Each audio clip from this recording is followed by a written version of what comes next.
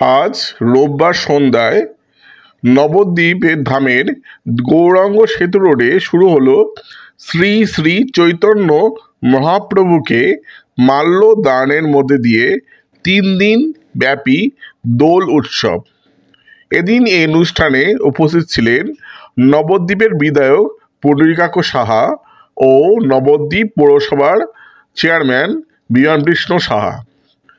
বিগত কয়েক বছরের ন্যায় এবছরও তীর্থভূমি নবদ্বীপ শহর মেতে উঠল শ্রী চৈতন্য মহাপ্রভুর আবির্ভাব তিথি উদযাপন ও দোলযাত্রা উৎসবে।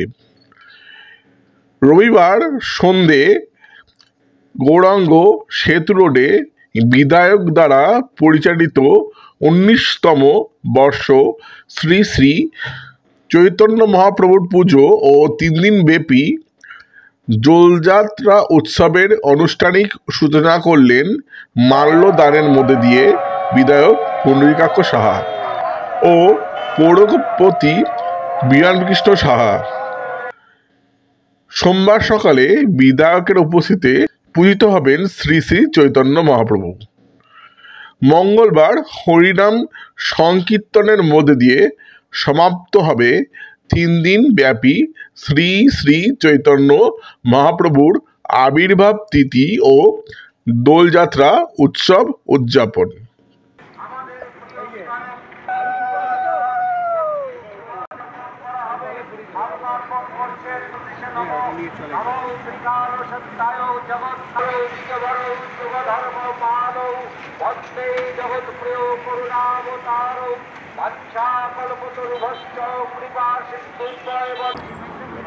না